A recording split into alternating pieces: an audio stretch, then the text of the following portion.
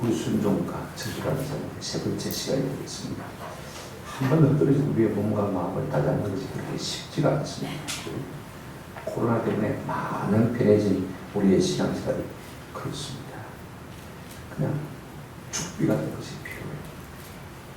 그냥 세차게 한번 내리치는 회초리가 딱 그만큼 우리를 느껴지는 것을 볼 수가 있습니다. 정신이 번쩍 들게 하는 말씀이 어디 없을까? 우리 인생에 있어서요, 정신이 번쩍 들게 하는 말씀이 뭐냐면, 네 그에 살면 죽는다. 네 그에 살면 죽는다. 이 말이에요. 다시 말하면 저주가 아닙니다.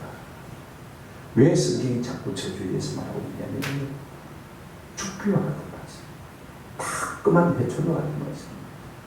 네 그에 살면 망한다. 그죠? 우리가 이 말씀 들으려고 사실은 교회에 나오는 것이지, 뭐 날마다 위로받고 격려받고 그러려고 하는 것은 아니지 않습니까? 여러분, 우리 인생은요, 농사짓는 것 같습니다. 옛날에 농가 울령가라는 것이 있었습니다. 달별로 농부가 할 일을 갖다가 노래로 다 지어서 불렀습니다. 그런 이적을 잡고 봄에 씨 뿌리고, 여름에 김내고, 가을에 거두고, 겨울에 세움을 준비하지 않습니까? 여러분, 인생 농사로 별반 다름이 없습니다. 달아나기 쉬운 마음들, 내 마음대로 살기 쉬운 마음들을 그때그때 다잡았어요.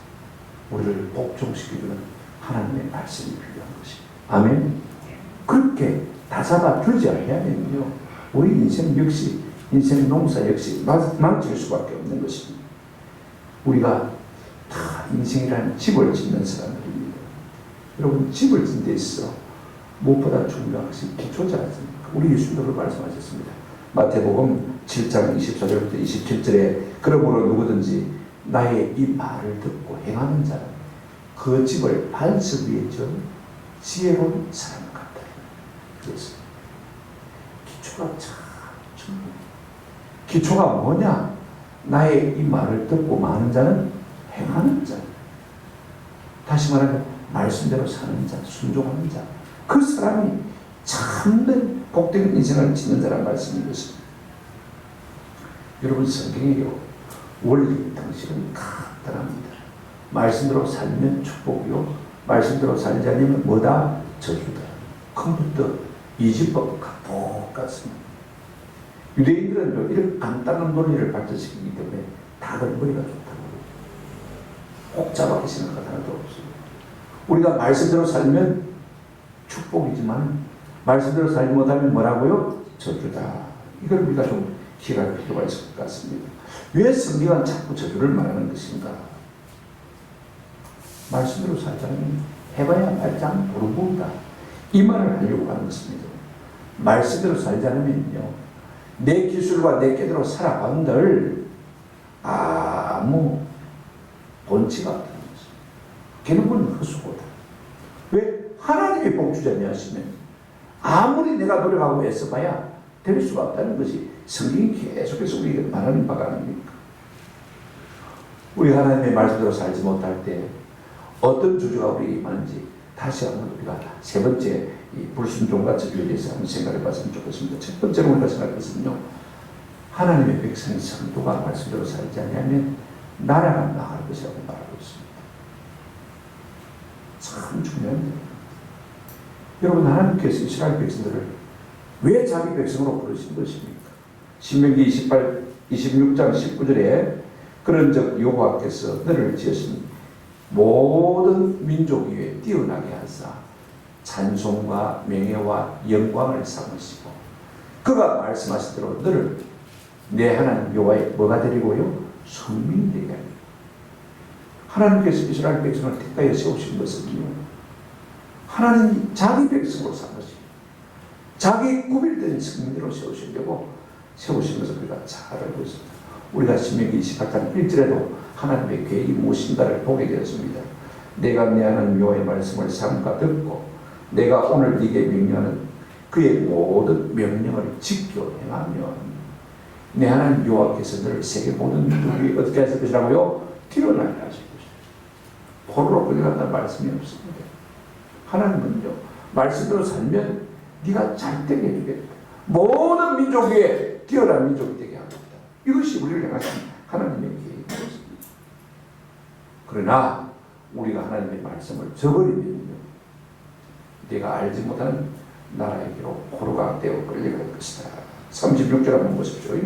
여호와께서 너와 내가 세울 내 임금을 너와 내 조상들이 알지 못하던 나라로 끌어가시더니 네가 거기 목석으로 만든 다른 신들을 섬길 것이며 37절 여호와께서 너를 끌어가시는 모든 민족 중에서 내가 놀람과 속담과 뭐가 될 것이라 비방거리가 될 것이다. 놀라운 말씀하시는 것을 볼 수가 있습니다.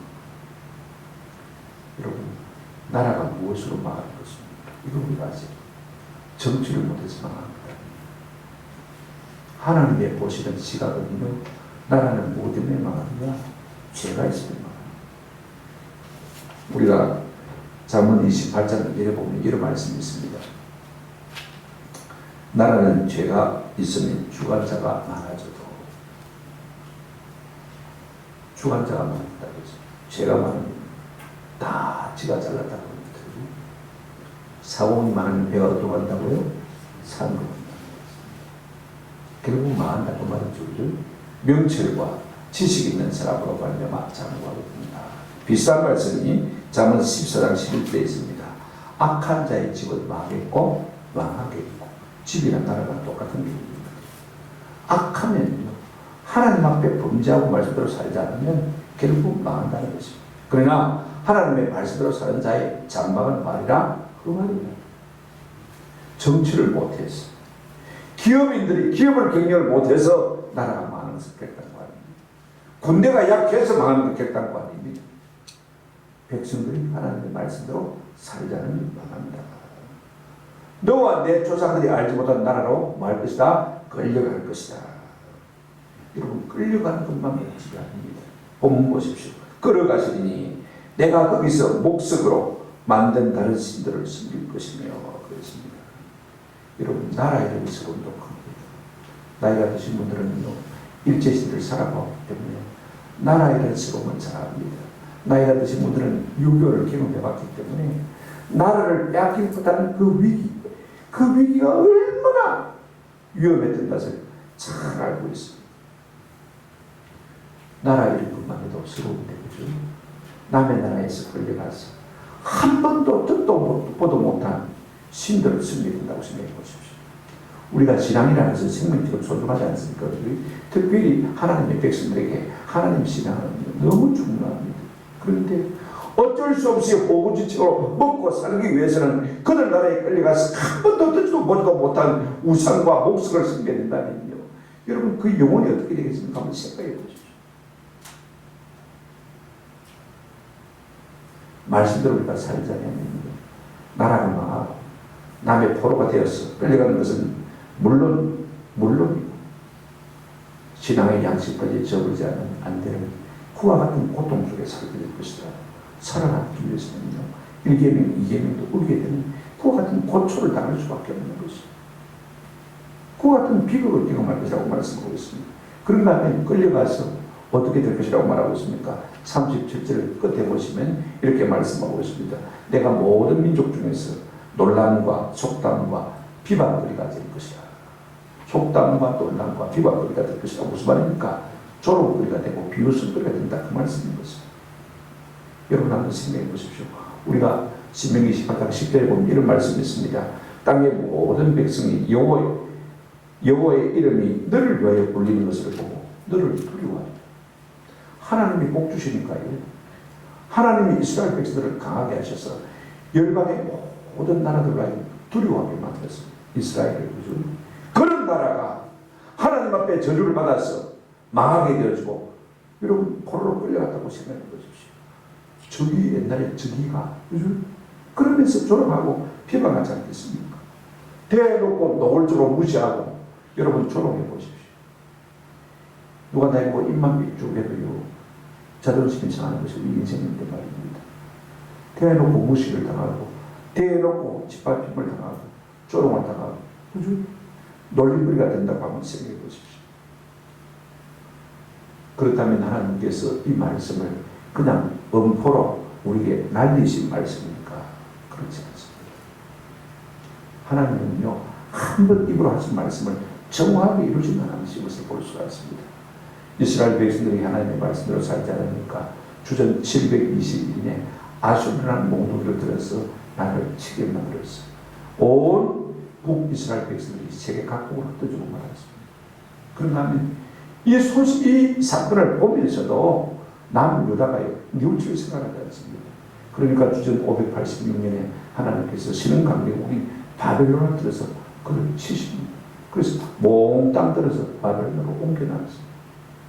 나라가 망하고 망쳤습니다. 왕들도 끌려갔습니다. 우리가 역대하 11장 33장 11절을 보게 되어지면요, 므낫세 왕도 하나님의 말씀을 불순종하다가 아수르 왕에게 끌려갔습니다. 거기서 하나님 앞에 회개하니까 다시 거둬서 다시 돌아와서 하나님 살아계신 것을 알고 두려워하면서 정치하는 우리가 잘 알고 있지 않습니까? 그래서 이사야 3장 8절 말씀에 보면 예루살렘이 멸망하였고 유다가 엎드러졌으면 그들의 언어와 행위가 여호와를 뭐했다? 거역했다. 말도 삶도 하나님을 거역함으로 말미암아서 하나님께서 예루살렘을 망게 만드셨다. 그냥 경고로 날린 말씀입니다. 하나님의 말씀대로 살지 않으면요, 반드시 그렇게 행하시는 분인 것을 우리가 기억할 필요가 있습니다. 여러분, 우리가 하나님의 말씀대로 살지 못하면 불신자들이 잘못해서 나라가 망하는 거 아닙니다. 교회가 하나님 앞에 잘 살지 못하면요, 우리 성도들 때문에 나라가 망하는 사실을 다시 한번 마음속에 새길 필요가 있습니다. 그 다음에 우리가 두 번째로 생각할 것은 우리가 말씀대로 살지 않으면 무엇을 해도 안 될 것이라고 말하고 있습니다. 이게 참 중요합니다. 자, 보십시오. 38절부터 42절까지 구체적으로 하나하나 들어서 설명하고 있는 것을 볼 수가 있습니다. 우리가 생각하기에는요, 나라야 망하든 말든지 나만 잘 살면 된다, 그렇게 생각할 수 있습니다만요, 우리가 말씀대로 살지 않으면 나라도 망할 뿐 아니라 개인도 망할 것이다 라고 말씀하고 있습니다. 보십시오. 세 가지 들어서 설명하고 있는 것을 우리가 볼 수가 있습니다. 그들이 들어갈 가나안 땅은 어떤 땅입니까? 우리가 신명기 8장 8절에 보게 되어지면 밀과 보리의 소산지요 포도와 무화과와 승류와 감람나무와 꿀의 소산지라. 그러면서 신명기 26장 9절에는 이곳으로 인도하사 이 땅 고척과 꿀이 흐르는 땅을 주셨나이다 라고 말하고 있습니다.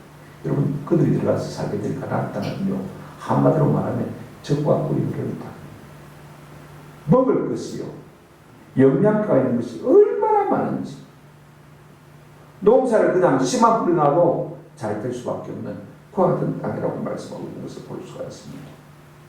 그런데 아무리 문전복답이라 할지라도 말씀대로 살지 않으면 내가 그 모든 것을 흩어져 놓겠다라고 말씀하고 있습니다. 무엇을 해도 되지 않게 하겠다. 세 가지를 지금 예를 들어서 말하고 있습니다. 곡식을 심어도 안 될 것이고, 과수를 심어도 안 될 것이고, 자식을 낳아도 안 될 것이다. 여러분 보십시오. 우리가 말씀대로 살지 않으면 첫째로 곡물 농사가 안 될 것이라고 말하고 있습니다. 38절 한번 보십시오. 내가 많은 종자를 들에 불릴지라도 메뚜기가 먹으므로 거둘 것이 적을 것이며 그렇습니다. 실컷 농사를 잘 지었어요. 많이 뿌렸어요. 많이 그러는 거 좀 기대하고 있습니다. 이제 추수 때가 다 되었는데 하나님이 어떻게 하십니까?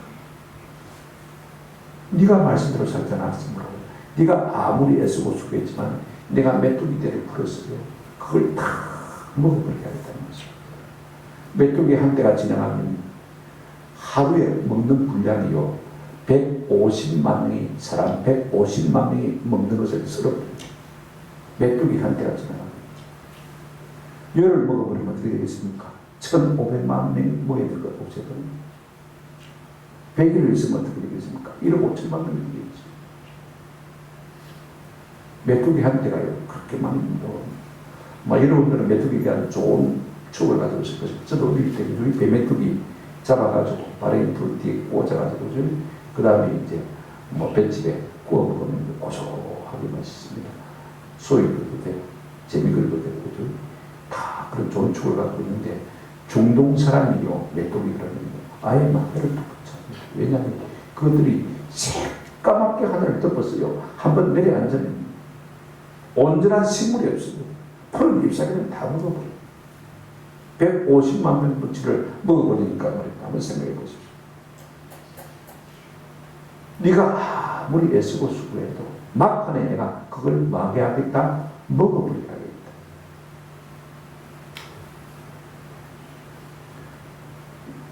우리 하나님께서 애굽에 재앙을 내실 때 메뚜기 재앙이 누구한테 주죠?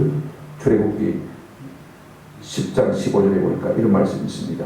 메뚜기가 온 땅을 덮어 땅이 어둡게 되었으며 메뚜기가 우박에 상하지 않는 밭의 채소와 나무 열매를 다 먹었으므로 애굽 온 땅에서 나무나 밭의 채소나 푸른 것이 남지 않았더라. 이스라엘 백성은 지금은요 한번 애굽에서 그와 같은 일들을 경험했습니다. 만약에 우리가 말씀대로 살지 않으면 하나님께서 지금 그와 같이 하시겠다 약속하고 있습니다. 우리는 어떻게 생각하냐면요 하나님이 메뚜기를 보내고 말고 하는 게 어떻습니까? 자연적인 재해가 우연히 일어나지 그죠? 이렇게 생각할 수가 있습니다. 그러나 이렇게 성경은 그렇지 않습니다. 이걸 아셔야 돼요. 시편 105편 34절에 또 여호와께서 말씀하신즉 광충과 수많은 메뚜기가 몰려와. 누가 말씀하신 적이요? 하나님이 말씀하신 적. 여러분 곤충도 누가 움직이십니까? 하나님이 움직이십니다. 이걸 아십니다. 우연히 자연 발생적으로 일어나는 것이 아니라는 말씀인 것입니다. 그러나 우리가 말씀대로 살면 하나님이 메뚜기를 금하시겠다. 말라기 3장 11절에 만군의 여호와가 이르노라 내가 너희를 위하여 메뚜기를 금하여 너희 토지 소산을 먹어 없애지 못하게 하며 너희 밭의 포도나무 열매가 기한 전에 떨어지지 않게 하며 말씀대로 살면 하나님께서 그 모든 것을 지켜주겠다는 것입니다. 둘째로 우리가 말씀대로 살지 않으면요 과수농사가 안 될 것이라고 말하고 있습니다. 하나님은요 곡물농사만 지배하는 것도 아니고 과수농사도 지배하시는 분이 하나님이신 것입니다. 39절 40절 보실까요? 내가 포도를 심고 가꿀지라도 벌레가 먹음으로 포도를 따지 못하고 포도주를 마시지 못할 것이며 네 모든 갱내에 감람나무가 있을지라도 그 열매가 떨어지므로 그 기름을 네 몸에 바르지 못할 것이며. 여러분 이스라엘의 산지 특산품이 뭐냐면 포도나무, 그 다음에 감람나무, 그 다음에 무화과나무 열매들입니다. 그런데 우리가 말씀대로 살자면 그것들이요 다 기한 전에 떨어져 버리지라고 했습니다. 아무리 우리가 농사를 정성껏 지어도 우리가 농사 기술을 개발해서요 모든 것에 최선을 다해서 농사를 잘 짓는다 할지라도 막판에 하나님께서 먹어버릴 수가 있다는 것입니다. 어릴 때 저는 그런 경험을 참 많이 했습니다. TV에서요 막 올해 풍년이라고 대풍이라고 떠들어섰을 때 추수하기 열을 딱 놔두고 배 메고 와 들어가면 다 가가 먹어버리는데요 혹석대야 인간이 헛바고 귀받아요 말처럼.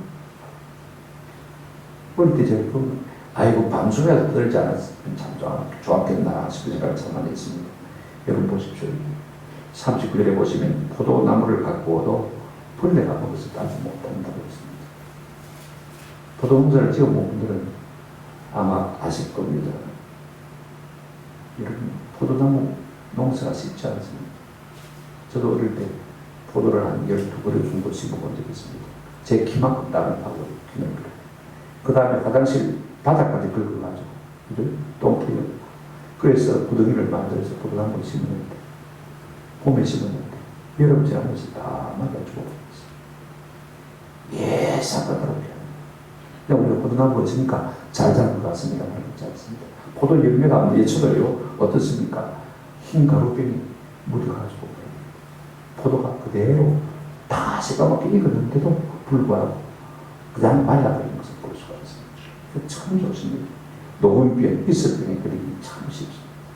우리가 감람나무, 올리브 농사를 안 지어봤으니까 무슨 병이 있는지 모르지만요. 하나님께서 그걸 말리시면요. 뭐 토구를 줄 수도 말릴 수 있고, 대학교를 줄 수도 말릴 수도 있고, 아니면 곰팡이 종류, 세균, 벌레 같은 것을 통해서 얼마든지 말릴 수가 있는 거죠. 제 동서가 밀양에서 사과 농사를 조금 짓는데 옆에 그 울산에서 시작해 가지고 저 신안까지 가는 고속도로 건설해서 일부 개통기다 같습니다. 그래 터널을 팠는데 그 터널을 파고 나니까 지하수가 바짝 말라버렸죠. 지금 3년 동안 사과 농사가 안 된다. 터널을 팠는데 지하수가 말라버렸다. 그 전에 그런 일이 없었는데 물이 조금만 없어도요 사과 농사가 안 되더라고요. 근데 물이 조금만 고여도요 사과 농사가 안 돼요. 뿌리가 썩어버립니다. 저는 좀 봤습니다. 제가 농부를 많이 했지만 이게 이런 농사라는 것이요 보통 쉽습니다. 하나님이 은혜 주시니까 우리가 농사되는 것이지 내가 농사를 잘 치고 내가 제때 뭘 돌봐줘서 내가 농사 잘했다 그러면 하나님이 복 주셔요. 내가 아무리 잘해도요 하나님이 복 주지 아니하시면 할 수 없는 것이죠.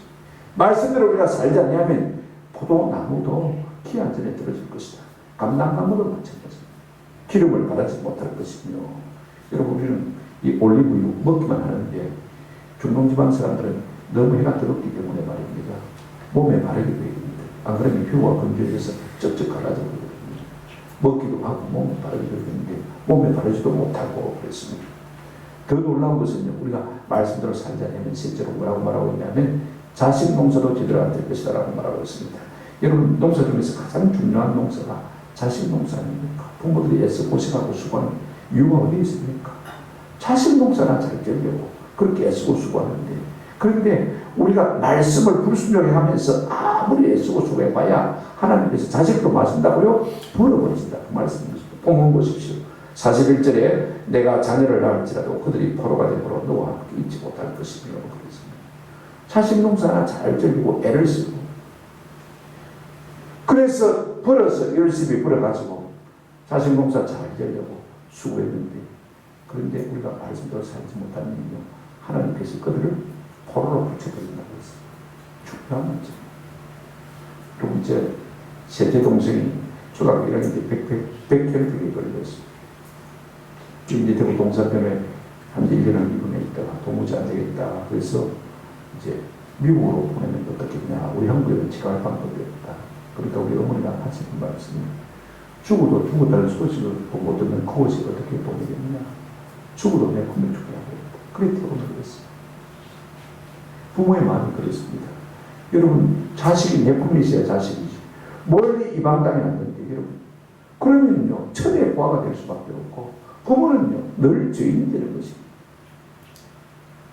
평생의 죄인이 되는 것입니다. 한번 생각해 보십시오.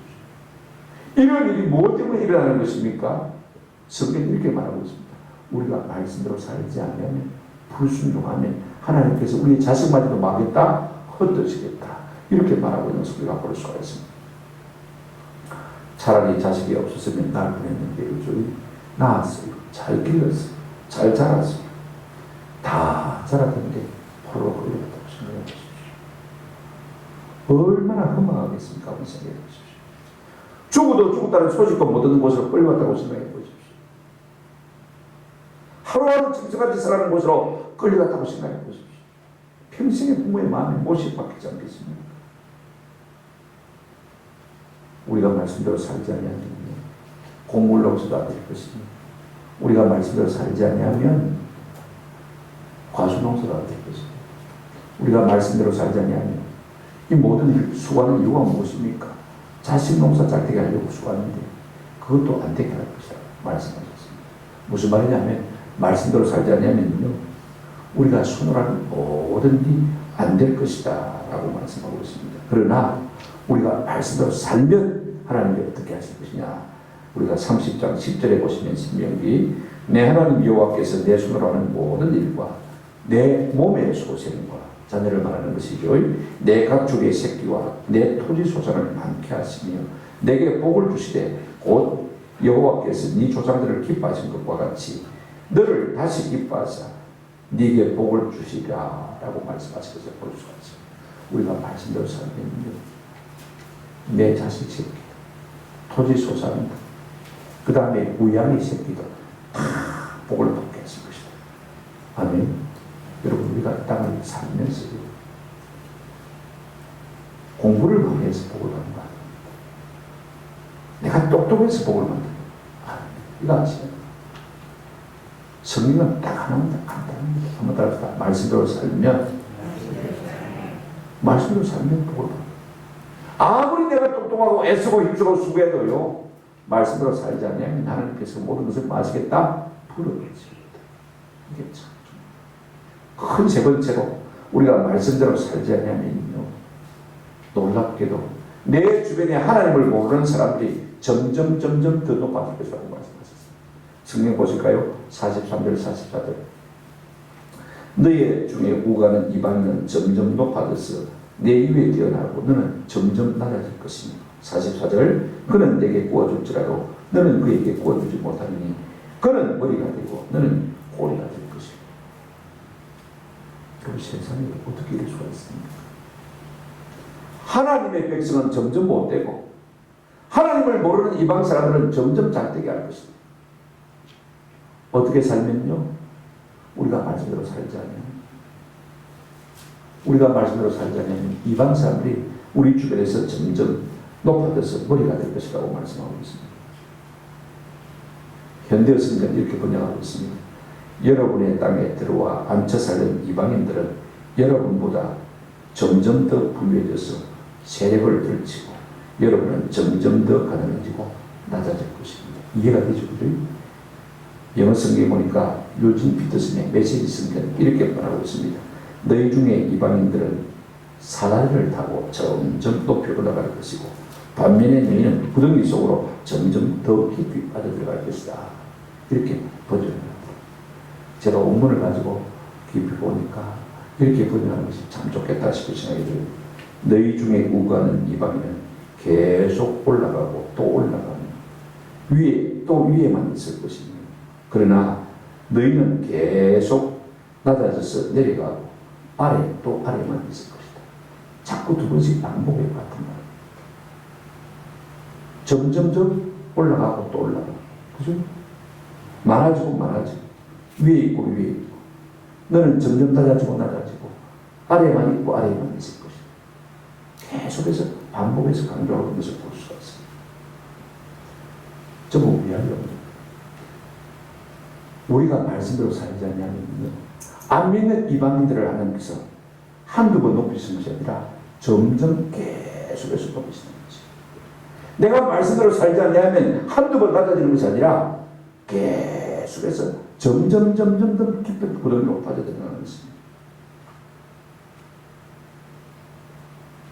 여러분, 불신자들은요, 대충 살아도 잘 됩니다. 이거 아셔야 됩니다. 그러나 하나님의 백성은요, 대충 살면 절대로 못되게 되어 있습니다. 이것이 성경의 오류입니다. 와, 저들은 안 믿는데 더 잘 사노? 저들은 대충 살아도 하나님께서 대충 살 수 있는 복을 주십니다. 그러나 우리가 대충 살면요, 하나님 기뻐하지 않습니다. 복을 안 준다고 말씀입니다. 그러니까 저들이 점점 높아지고 우리는 점점 뭐하는 것입니까? 낮아지는 것이죠. 우리가 무슨 일을 당할 때 왜 나는 자꾸 낮아지는 것입니까? 우리 자신을 돌아봐야 돼요. 저들을 시기하거나 원망하거나 같이 돌아봐야 돼요. 인간적으로 저 인간이 아닌데 그렇게 말해봐야 누구만 새롭습니까? 나만 새롭습니다. 그때 우리가 우리 자신이 하나님의 말씀대로 살지 못한 것이 무엇인가를 생각하고 하나님, 이 말씀을 붙들고 살아가도록 좀 도와주십시오. 1년만 지나면 하나님께서 다시 높여주실 것입니다. 아멘. 그렇습니다. 우리가 자꾸 낮아진다고 생각하면요, 내가 하나님 앞에 불순종하고 있는 것이 무엇인가를 생각해 보십시오. 44절 보십시오. 그는 내게 구워줄지라도 너는 그에게 구워주지 못하니 그는 머리가 되고 너는 꼬리가 될 것이다. 13절 말씀과 정반대가 됩니다. 여호와께서 너를 머리가 되고 꼬리가 되지 않게 하시며 위에만 있고 아래에 있지 않게 하시니. 말씀대로 순종하면 그렇게 살게 하시다고 했는데, 불순종하면요, 정반대로 오히려 이방인들을 갖다가 머리가 되게 하고 네가 뭐가 되게 한다고요? 꼬리가 되게 한다고 했어요. 이거 우리가 아십니다.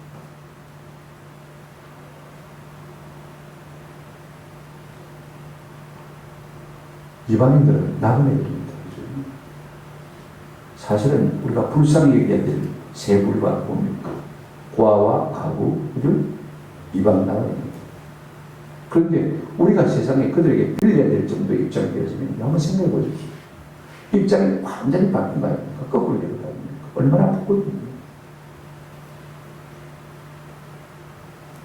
세상에서 참 힘든 일이요. 남의 돈 받아내는 거. 저는 한 700만 원 정도 못 받았습니다만, 주라술도 한 번도 못 하고 있다. 주라술도 한 번도 못 해. 근데 내가 빌리라고 그러면, 은행에는 담보가 없으니까 못 빌리고, 이자 비싸게 받는 제2금융권에 빌려가려고 은행에 한번 가봤더니요, 담보 없으면 안 돼. 그것도 이자도 엄청나게 돼요. 포기하고 말았어요. 이래저래 세고 온 것입니다. 그럼 한번 생각해 보십시오. 돈 빌린다는 것 가장 어려운 우리가 살면서 그렇지 않습니까? 한번 생각해 보십시오. 하나님께서 우리가 하나님의 말씀으로 살지 않으면 그와 같이 낮추실 것이다. 예수 믿는 사람한테 돈 빌리러 가야 그런 상황이 생길 것이다. 그들이 머리가 되고 너는 꼬리가 되고 그들은 빌려주고 너는 빌려야 될 입장이 될 것이라고 말씀하고 있습니다. 여러분 12절에 우리가 순종하면 어떻게 할 것이라고 했습니까? 여호와께서 너를 위하여 하늘의 아름다운 복을 내시사 내 땅에 때를 따라 비를 내시고 내 손으로 하는 모든 내 복을 주시니 내가 많은 민족에게 구워줄지라도 너는 무지하게 할 것이 그랬습니다. 우리가 말씀대로 살면요 하나님께서 우리에게 항상 넉넉하게 해주셔서 남에게 베풀 수 있는 것이 있다는 말입니다. 근데 우리가 말씀대로 살지 않으면요 항상 모자랍니다. 항상 빌려 안 믿는 사람에게 손 내밀어요. 여러분 그러면 전도가 되겠습니까? 날마다 우리 집에 돈 빌려 온다고 예수 믿는 사람이 오면요 예수 믿으세요 그런다고 해서 믿어지겠습니까? 아이가 돈이나 빌리지 말지. 그죠? 그래 안 하겠습니까? 한번 생각해 보십시오. 하나님이 무엇 때문에 그렇게 하시는 것입니까? 이방인을 높이시고 자기 백성을 낮추시는 것입니까? 하나님의 본성 때문에 그렇습니다. 하나님의 본성 첫째가 뭐냐면요 질투하시는 하나님이십니다. 내가 말씀대로 살지 못하면 하나님의 영광이 나로 말미암아 가려지기 때문에 그러면 하나님이 질투하십니다. 그래요. 또 하나 왜 하나님께서 자기 백성을 낮추시는 것입니까? 말씀대로 살지 않는다. 그래도 하나님께서 얼라서 바르게 살게 되지 않겠습니까? 그런데 하나님께서 낮추시는 이유가 또 하나 있습니다. 뭐냐면요 우리가 사도행전 로마서 사도 바울의 한 말을 보시면 있습니다. 11장 11절 14절 그러므로 내가 말하노니 그들이 넘어가 치기까지 실조가 있느냐 그럴 수 없느냐 그들이 넘어짐으로 구원이 이방인에게 이르러 이스라엘로 시기나게 하려 합니다. 이스라엘로 뭐나게 하려 합니다. 시기나게 하려 합니다. 무슨 말입니까? 이방인들이 잘 때 하나님 와저러는데 열 팅팅 받습니다. 그죠? 그래 깨달으려고 합니다. 아하 내가 말씀대로 살지 않으니까 하나님이 치시는 열받아서 돌이키도록 하기 위해서 하나님께서 이방인들의 모습 보아서 좋아서 높이시는 게 아니고 그죠? 우리로 하여금 시기 나게 하려고 하기 위해서 그래서 바로 돌아오도록 하기 위해서 그래서 하나님 앞에 말씀대로 바로 살도록 하기 위해서 하나님께서 그렇게 이방인들을 우리 앞에서 보라듯이 복을 주시는 것을 우리가 기억할 필요가 있습니다. 그렇게 해서라도 하나님은요 우리가 돌이키기로 하신 것입니다. 우리를 향하신 하나님의 사랑이요 어떻습니까? 한번 생각해 주십시오. 말씀을 맺습니다. 성도 하나님의 말씀을 불순종하면요 모든 영역에서 저주가 임할 것을 알겠습니다. 나라도 저주를 받고 개인도 저주를 받습니다. 그죠? 우리가 아세요. 우리가 무엇을 해도 안 될 것이라고 말씀하고 있습니다. 45절 46절은 스스로 깨달아 드립니다. 자, 한번 보십시오. 45절 46절 내가 내 하나님 여호와의 말씀을 청종하지 아니하고 네게 명령하신 그의 명령과 규례를 지키지 아니하므로 이 모든 저주가 네게 와서 너를 따르고 네게 이르러 마침내 너를 마리니 멸하리니. 우리가 말씀대로 살자면요, 마침내 저주가 임하고 그 저주가 우리를 내란다고 했습니다. 46절, 이 모든 저주가 너와 내 자손에게 영원히 있어서 표징과 훈계가 되리라. 표징과 경고가 되리라 그랬습니다. 하나님은 반드시 불하심으로 만나봐서 구시대 사람에게 그렇게 살면 벌 받는다. 봐. 경고와 훈계가 되게 하신다 라고 말씀하셨습니다. 왜 성경은 축복의 내용보다도 저주의 내용을 4배나 많게 말하는 것입니까? 두 가지 이유입니다. 경고하시기 위함. 반드시 내가 벌한다. 경고하시기 위함. 우리 예수님도 그렇게 말씀하셨습니다. 좁은 이유가 사람들은요, 쉽게 살려고 하는 본성이 있습니다. 그러니까 말씀대로 사는 좁은 이유가 계속 그걸 갖다가 우리가 경고하기 위해서 우리 주님은 저주에 대해서 말씀하시는 것을 볼 수가 있습니다. 뿐만 아니라 저주를 선언하심으로 말미암아 우리 인생의 말씀대로 살자면 절망덩어리인 것을 알게 하십니다. 내가 아무리 해봐도 말씀대로 안 살면 된다 안 된다? 안 된다. 이거 알게 하셔요. 계속 저주에 대해서 말씀하십니다. 그래서 우리가 절망하고 좌절하고 오직 우리의 구주 되신 예수 그리스도 그분만 바라보도록 하기 위해서 이 엄숙한 저주의 말씀을 우리에게 그들 강조하고 있는 것을 볼 수가 있습니다. 우리가 한 가지 알아야 될 것이 있습니다. 하나님의 백성들에게는 하나님의 말씀 자체가 복입니다. 여러분, 잠수하는 사람들이 산소통 없이 잠수할 수가 있습니까? 지가 아무리 잠수 기술이 뛰어나도요, 산소가 공급되지 않으면 숨을 못 쉬는데 죽지. 알 수가 있습니까? 성도는 하나님 말씀 없이 내가 인간적으로 잘 인내하고 참고 인간적인 지혜와 통찰과 기술이 뛰어나다고 해서 잘 되는 것을 깨달고 아닙니다. 성도는 세상적인 기준을 완전히 버려야 돼요. 저도 인문학책을 참 좋아했습니다만 이걸 끊으려고 해도 잘 안 되죠. 왜냐하면 우리의 다양한 본성 속에요, 이 알매 욕구가 있습니다. 알지 못하는 말은 납니다. 그런데 우리가 한 가지 꼭 기억할 것이 있습니다. 하나님을 능가하고 하나님의 말씀을 능가하는 아무도 없습니다. 아무리 세상 아무리 뛰어나도요, 거기는 오류가 있을 수가 있어요. 거기는 독소가 있을 수가 있어요. 이제 여러분들이 예수 믿는 사람들은요, 어떤 것의 가치, 그 어떤 것도 가치가 없음을 깨닫고 하나님의 말씀만 가치를 두는 그런 삶을 살았으면 참 좋겠다. 우리 예수 믿는 사람들도 처세술이라든지 부자 되는 방법이라든지 성공하는 방법에 대해서 많이 공부하고 있지 않습니까? 그런데 다 소용없고 부족하는, 그런다고 해서 우리가 잘되고 복을 받는다. 하나님의 말씀은 단순합니다. 말씀대로 살면 말할 것이고 복을 줄 것이고, 말씀대로 살지 못하면 말할 것이다. 네가 무슨 일을 해도 무슨 짓을 해도 받을 것이다. 이게 성경의 가장 단순한 논리입니다. 여러분, 이제부터 한 1년만 딱 말씀 붙들고 살아보십시오. 하나님께서 우리 삶에 은혜를 베푸신 것을 느낄 수가 있습니다. 하나님의 복이 짜라 발목까지 차오르는 것을 느낄 수가 있습니다. 저도 그걸 느낍니다. 신용카드는 없었던 이유, 하나님께서 이제는 물질에 모자라게 해주셔요. 저들은 신용카드가 내 마음으로 빡빡 꽂고 하니까요, 빚지고 또 빚지는데, 하나님 내가 이렇게 평생 살아서 되겠습니까? 물질의 노래 안 되겠습니까? 없이 되겠습니까? 현금카드만 딱 가지고 사니까요, 모자라시라. 그 소리는 전부 날마다 빚지, 달마다 빚지. 참, 여러분, 우리가 한 가지 순종하기 시작하면요, 하나님께서 자박 우리의 삶에 마치 밀물이 천천히 들어오듯이 말입니다. 복이 들어오는 것을 느낄 수가 있습니다. 부탁을 드립니다. 여러분, 책 보고 연구한다고 합니다.